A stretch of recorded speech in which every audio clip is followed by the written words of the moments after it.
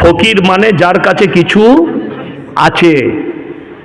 এই বোম্বেতে গত বছরে ধরা পড়েল, ওই হাজি আলীর রাস্তায় ভিক্ষা করে, কিন্তু পুলিশ যখন যাঁচ করলো তার বাড়ি থেকে 5 কোটি টাকা বেরিয়েছে।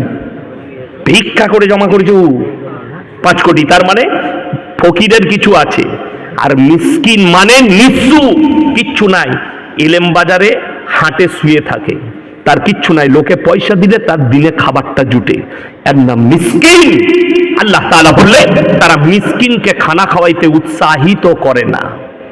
আপনি রাস্তায় যাচ্ছেন ইলেম বাজারে, কোনো মিসকিন আছে, বাচ্চা ছেলে, তার কেউ নাই, সে নিজেই জানে তার বাম্মাকে, সে আপনার কাছে হাত পেতেছে, দাদা কিছু দাও, ভোগ লেগেছে, তার মাথায় হাত বুলিয়ে দোকানে নিয়ে গিয়ে পেট ভরে খাইয়ে দেন।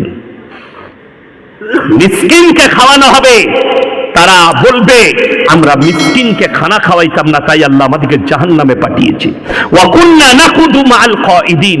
এটা সবথেকে প্যাথেটিক এবং মারাত্মক। তারা বলবে অঙ্গীকার করে, আল্লাহ আমরা সেই দিনে, হে জান্নাতি ভাইরা, আমরা দাড়ি টুপি নামাজি মুসল্লিদের মজাক উড়াতাম, আল্লাহ তাই জাহান্নামে পাঠিয়েছে। আপনি নামাজ পড়তে পারেন না, আল্লাহর কাছে কাঁদবেন, আল্লাহ নামাজই করো, কিন্তু দাড়ি টুপিওয়ালাদের মজাক কেউ উড়াবেন না। জোরে বলুন ইনশাআল্লাহ। যারা বেনামাজি তারা নিয়ত করে নামাজ পড়বো। আমাদের মায়েদের সমস্যা কি? জীবনে কোরআন পড়ে না, খালি রোজার মাসে পড়বে। ঠিক বললাম না ভুল বললাম? আচ্ছা, কাঁচা পিতলের জিনিস জানেন? আচ্ছা, ব্যবহার করলে চকচক করে না ভরে রাখলে? কথা বলেন। ব্যবহার করলে চকচক করে। কোরআন এমন এক মুকাদ্দাস কিতাব, এই আলেমদিকে জিজ্ঞেস করুন, কোরআন যে যত বেশি পড়বে আস্তে আস্তে আল্লাহ তার দিলেতে গেঁথে দিবে। অনেক মানুষ আছে যার সূরা ইয়াসিন মুখস্থ হয়ে গেছে, মুসল্লি, সূরা কাহাফ মুখস্থ হয়ে গেছে, পড়তে পড়তে সূরা রহমান মুখস্থ হয়ে গেছে। কেন? যত পড়বে আস্তে আস্তে আল্লাহ দিলে গেঁথে দিবে। খালা জীবনে কোরআন পড়ে না, ও পয়লা রমজান মাথা ধুইয়ে গোসল করে সকালবেলায় দুপুরে রান্না করে এরপর কোরআন পড়তে বসেছে। আলহামদুলিল্লাহ বুঝে করগা। আর আমাদের দেশে জান্নাত খুব সহজ। পুরো রমজান মাস কোরআন পড়লো, 27শে রমজান হাফেজ সাহেবদের বাজার লাইকে, হাফেজ সাহেবরাও চিন্তায় পড়ে যায়, আমরা ইমামরা, যে আল্লাহ দোয়াটা কি করে করব। কেন বলুন তো? আমার বাপের নামে 1 খতম 20 টাকা দোয়া করে দিবে। গোটা গায়ের মেয়েরা দিচ্ছে, এরপর 500 মেয়ে দোয়া করতে দিলে হাফেজ সাহেবকে পাইকারি দোয়া করতে হবে না? হবে না? রব্বানা আতিনা ফিদ দুনিয়া হাসানাতান ওয়া ফিল আখিরাতি হাসানাতান। আল্লাহ যতজন টাকা দিয়েছে দোয়াকে কবুল করে লে না, বিনা হয়ে গেল, যা চল যা। কত দুঃখ! আপনি কোরআন পড়েছেন, আপনি নিজে দোয়া করতে পারেন না, হাফেজ সাহেবের উপরে ভরসা। কষ্টটা ওই জায়গায়। কোরআনটা শুধু রমজান মাসে পড়ার জন্য নয়, কোরআনটা মানুষ মারা গেলে খতম করার জন্য নয়, কোরআনকে অবতীর্ণ করা হয়েছে আজকে মুসলমান ইসলামটা বুঝে নিন। আজকে একটা অমুসলিম ছেলে ফোন করেছিল, ইসলামটার মানে বলুন। তার বাড়ি আপনার এই পানাগড় না বর্ধমানের মধ্যেখানে। আমি জিজ্ঞেস করলাম, সকালে ফোন করবো, আমি গাড়িতে যাচ্ছি। তাকে বললাম, তাকে এতটুকু বললাম, মাথা থেকে পা পর্যন্ত পরিপূর্ণ একটা জীবন ব্যবস্থার নাম ইসলাম। কথা বুঝে এসছে? মুসলমান হযরত আদম আলাইহিস সালাতু ওয়াস সালাম সনাতনী ছিল না মুসলমান ছিল? কথা বলে না? মুসলমান। যতগুলো নবী পয়গম্বর সবাই মুসলমান, কিন্তু আল্লাহ তাআলা আখরি নবী জনাবে মুহাম্মদুর রাসূলুল্লাহ, সকলে বলুন সাল্লাল্লাহু আলাইহি সাল্লামের কাছে এসে দ্বীনকে পরিপূর্ণ করলেন এবং কোরআনে বললেন ইন্নাল্লাহা ইনদাহু আলাল ইসলাম। পৃথিবীতে যতগুলো ধর্ম আছে একটাই আল্লাহর কাছে মাননীয় ধর্ম, সেটার নাম হচ্ছে ইসলাম। আর ইসলাম মানে হচ্ছে পরিপূর্ণ জীবন ব্যবস্থা, যে জীবন ব্যবস্থা রাসূল আকরাম সাল্লাল্লাহু আলাইহি সাল্লামের আখলাক চরিত্র কোরআন এবং হাদিসের দ্বারা পরিচালিত। আপনি ভাববেন না ইসলাম আপনার ঘরে চাইছে, আপনি মন মতো চালাবেন। বেঈমান কাফেররা ঠান্ডা মাথায় মেহনত করেছে, আমরা নাকাম হয়ে গেলাম। আখরি জামানায় রাসূল আকরাম সাল্লাল্লাহু আলাইহি সাল্লামের হাদিস, আখরি জামানায় বর্বরতার যুগের পাপগুলো মডেলিং হয়ে ফিরে আসবে, যেটা রুখতে পারা যাবে না। পৃথিবীর শ্রেষ্ঠ মুফতি যিনি, তিনার নাম বর্তমানে মুফতি তাকি উসমানী, পাকিস্তান। 2 মাস আগে একটা বড় কনফারেন্স হয়েছিল পাকিস্তানের মাটিতে, বিভিন্ন দেশের স্কলাররা ছিলেন সেখানে। তিনি বক্তব্য রাখতে গিয়ে चोखेर पानी फैलिए बोलें भाई पूरे आलम में क़यामत से पहले पूरे दुनिया में हराम औलादों से भर जाएंगे, इसे रोक नहीं सकते। दुनिया का कोई मौलवी, कोई तबलीग वाला, कोई मदरसा वाला इसे रोक नहीं सकते, क्योंकि ये मेहनत तो बड़ी आज से 100 साल पहले शुरू कर दिया। किसने? काफिरों ने, मुशरिकों ने और यहूदी नसारों ने बहुत पहले शुरू कर दिया और उन लोग कामयाबी हासिल की। हम कामयाबी हासिल नहीं कर पाए। हिंदुस्तानेर माटीते পরকিয়াকে লিগেল করে দেওয়া হয়েছে, সুপ্রিম কোর্ট রায় দিয়েছে পরকিয়া লিগেল। ভারতের সুপ্রিম কোর্ট রায় দিয়েছে সমকামী হিন্দুস্তানের মাটিতে লিগেল। আমাদের হাজার কত মুসলিম ছেলে, ভারতবর্ষের ছেলে মেয়ে তারা সমকামীতে লিপ্ত হয়েছে। তার কারণ তাদের মা বাবা। আজকে যারা বসে আছেন, যাদের সন্তানরা বালিগ হয়ে গেছে, 12 বছর পেরিয়ে গেছে, 18 হয়ে গেছে, 20 হয়ে গেছে, 25 হয়ে গেছে, নামাজ পড়ে না, তার মা বাপ তাদেরকে নামাজের জন্য তাকিদ করে না, সেই ছেলেটা একা জাহান্নামে যাবে না, অপরাধী হবে না, তার মা বাবাও অপরাধী হবে। ছেলে একদিন টিউশন কামাই করলে মা তাকে বেত্যাঘাত করে। ছেলে মেয়ে যদি একদিন টিউশন না যায়, মা তার উপরে অত্যাচার করে যে তোমাকে ভাত দেবো না, টাকা দিয়ে টিউশন রেখেছি, কিন্তু মেয়ের বয়স 18 হলো, একদিনও তুমি নামাজের দাওয়াত দাওনি, তোমার মতো মা রেডি হও, তোমার জন্য জাহান্নামটাই যথেষ্ট হবে। তোমার মেয়ে তোমাকে জাহান্নামে নিয়ে যাবে, তোমার সন্তান তোমাকে জাহান্নামে নিয়ে যাবে। তুমি নামাজের তাকিদ করতে পারলেন না। মুসলমান দাবি করছে হারামখোর, অথচ নামাজ পড়ে না। মুসলমান দাবি করছে, অথচ আলেমদের বিরোধিতা করে, কোরআনের বিরোধিতা করে। আপনি তাকে মুসলমান কি করে ভাবলেন?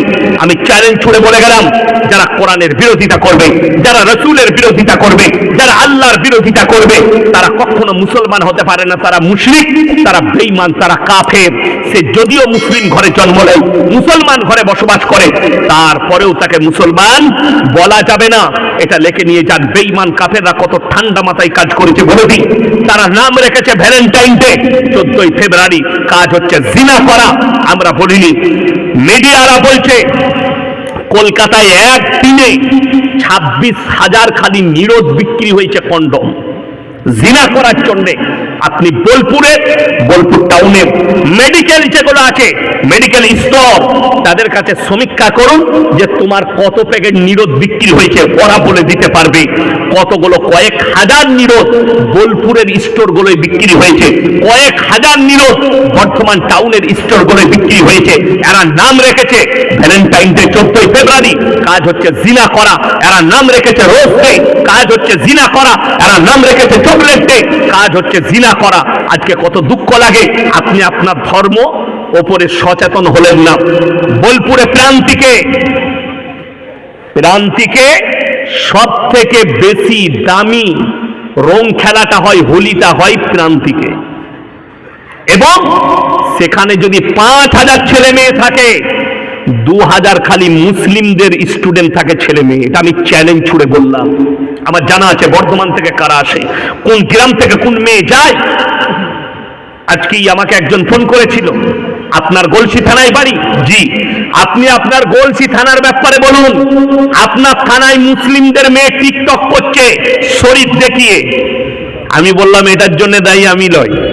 কথাটা ঠিক কিনা? আমি কি বক্তব্য শুধু আমার থানার লোকের জন্যে? কথা বলে না। আজকে যে কথাগুলো বলছি আপনাদের জন্য শুধু নয়, গোটা মুসলিম উম্মার জন্য বলছি, গোটা মুসলিম জাতির জন্য বলছি। এই বোলপুরে মুসলিমদের ছেলেমেয়েরা সেখানে হোলি খেলতে যায়। জেনে রেখে দিবেন, যে বাম মারা যাবার অনুমতি দিচ্ছেন, আপনার ছেলে একা মুশরিক নয়, আপনিও মুশরিক হবেন, আপনিও মুশরিক। আমি আপনাকে অনুরোধ করে বলে যাচ্ছি, সন্তানকে বাঁচান বেঈমান কাফেরের হাত থেকে।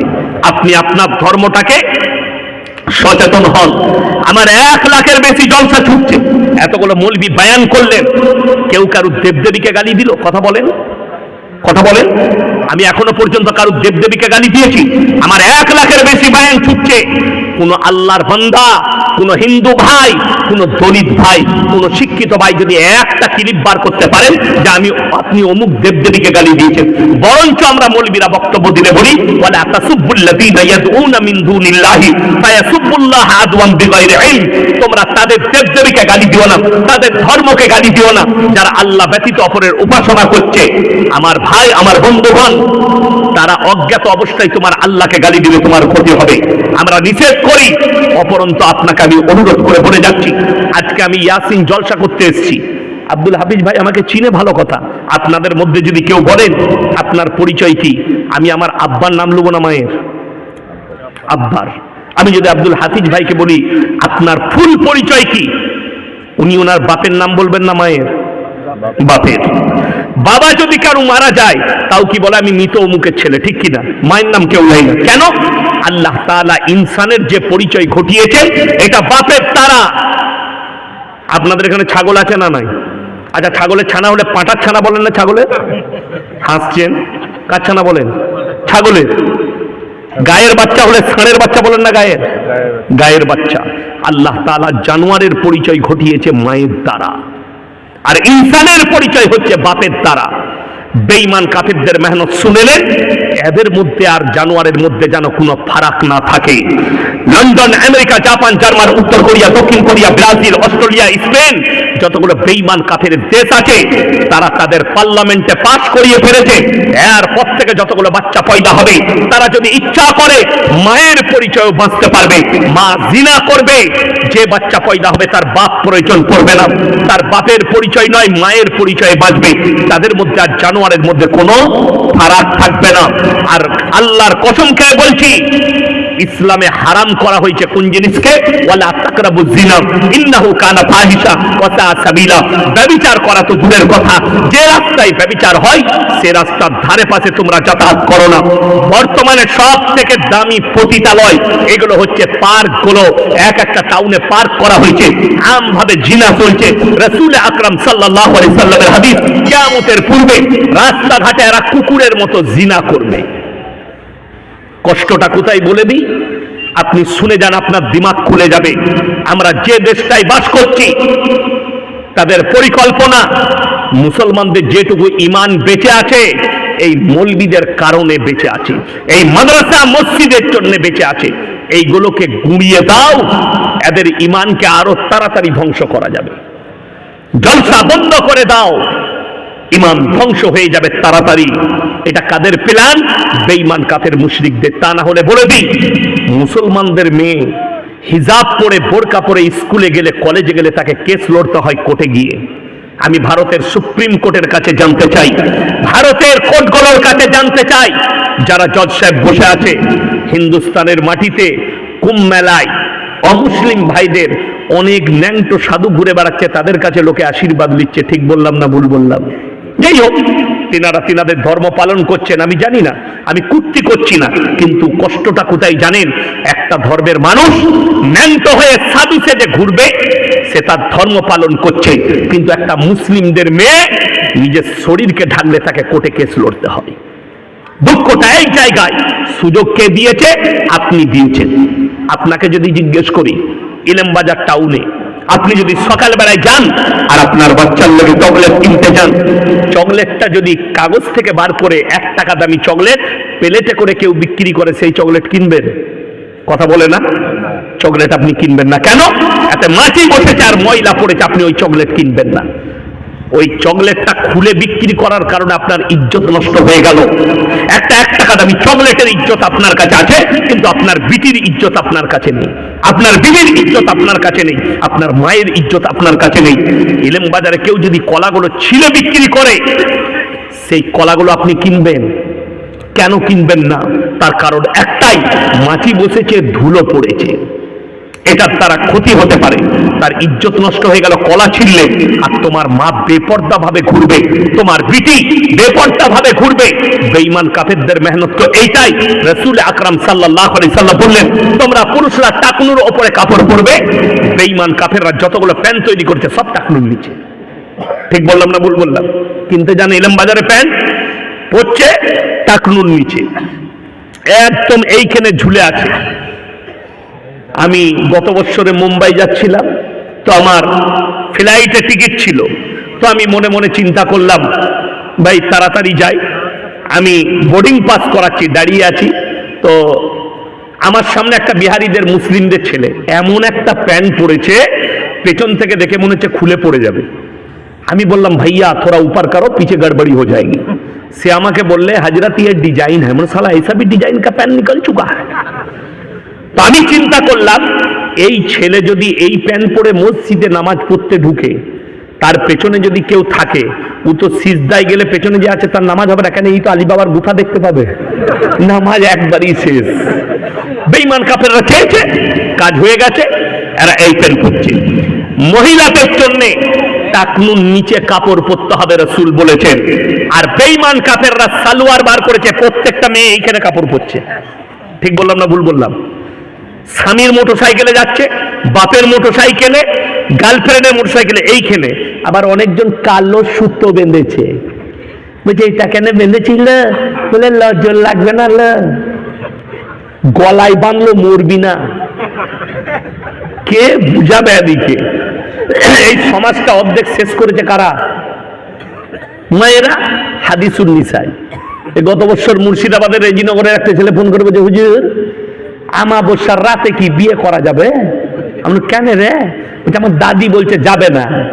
আমরা দাদির ফতোয়াটাই মান করি না, কালো ছেলে হবে। কি বলবো? অন্ধকার আমাবস্যার রাতে কালো ছেলে হবে, বিয়ে করি।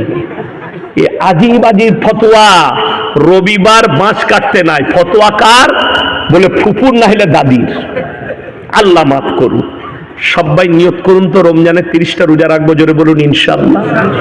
আর একটা কথা বলে যাই লাস্টে, 3টে পৃথিবীর লোক তোমার কাছে হাত পাতলে জীবনে ফিরাবেন না। আমাদের সমস্যা কি জানেন? মাদ্রাসাওয়ালারা এলে অনেকজন অপমান করতে চায়, ভিক্ষুক এলে অনেকজন অপমান করে। আপনারা মনে করছেন ইলেমবাজার থানায় অনেক মাদ্রাসা আছে, অনেকজন বলে তাহলে এত মাদ্রাসাওয়ালা রোজ আসছে, কত দিবি বল দিগিনি? জেনে রেখে দিবেন, এখনো পর্যন্ত ইলেমবাজারে ইলমের দরজাটা খোলা আছে বলে আপনারা অনেকটা বেঁচে আছেন। আমার বর্ধমান টাউনে গেলে বুঝতে পারবেন, আপনি কলকাতা টাউনে গেলে বুঝতে পারবেন যে কি বর্বরতা চলছে। এই আলেমরা এলাকায় গ্রামে গ্রামে আলেম হাফেজ আছে বলে অনেকটা বেঁচে আছেন। আরো মাদ্রাসা পারলে করুন, পাড়ায় পাড়ায় মক্তব করুন, ছেলেদের ইমানকে বাঁচানোর জন্য, মেয়েদের। ফালিল ওয়ালিদাইনি ওয়াল আকরাবিন। তোমার কাছের গরিব যদি হাত পাতে, তার হাতকে জীবনে ফিরাবে না। সকলের জন্য বলুন ইনশাআল্লাহ। 1 টাকা যদি দান করতে পারেন, আপনি মনে মনে আল্লাহর কাছে কাঁদবেন, মসজিদে গিয়ে নামাজ পড়ে বলবেন, আল্লাহ গো তুমি আমাকে দেনেওয়ালা বানিয়েছো, আমাকে হাত পাতনেওয়ালা বানাওনি। আপনি যার হাতে দিচ্ছেন তার দিকে তাকিয়ে ভাববেন, ব্যক্তিটা আমি, দেনেওয়ালা ওই ব্যক্তি। আপনার চোখ দিয়ে পানি আসবে। কেন? যাকে দেখছেন ওই হালতে, আমার আল্লাহ চাইলে পৃথিবীর শক্তিশালী ব্যক্তিকেও হাত পাতাতে পারে। পারে না? পারে না? যদি যাদের মনে হচ্ছে হবে না, তাদেরকে একটা দলিল দিয়ে যাচ্ছি। বাংলাদেশের প্রধানমন্ত্রী লাইভে এসে কাঁদছে, আমাকে ফাঁসি দিয়ে দাও। যে লোকটা আয়না ঘরে হাজার হাজার লোকের জানকে কতল করে দিয়েছে, সেই লোককে আল্লাহ রাস্তায় নিয়ে এসছে। ওয়াল ইয়াতামা ওয়াল মাসাকিন, এতিম আর মিসকিন যদি হাত পাতে, তার হাতকে জীবনে ফিরিও না। ওয়াবনা সাবিলি ওয়ালা তুবাদ্দিত তাবদীরা। আর মুসাফির যদি তোমার গ্রামে আসে, তার ইজ্জত করো। আল্লাহ এই 3 জনের দোয়াকে কবুল করে নেয়। জোরে বলুন সুবহানাল্লাহ। মুসাফির এসছে, কোথা থেকে এসছেন? মাদ্রাসা থেকে, অমুক মাদ্রাসা থেকে। আচ্ছা ভাই থাকুন, আমার বাড়িতে শরবত খাবে। আমাদের দোষ কি বলুন তো? যদি দেখে মসজিদে 10টা মুসাফির আছে, ইফতারি লাগবে, ও আর আসরে নামাজ পড়তে আসবে না। জোরে যদি দেখে 10 জন আছে, বউকে বলবে মশলাটা দে তো। বলে হ্যাঁ তুমি মসজিদ যাবে না?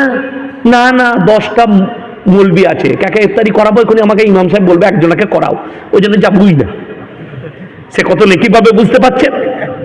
আরে ভাই, আপনি একটা খেজুর আর একটা কলা দিয়ে ইফতারি করবেন, 1 গ্লাস শরবত দিয়ে, আপনার মেহমানও সেটাই খাবে, আপনি 70 গুণ নেকি পাবেন।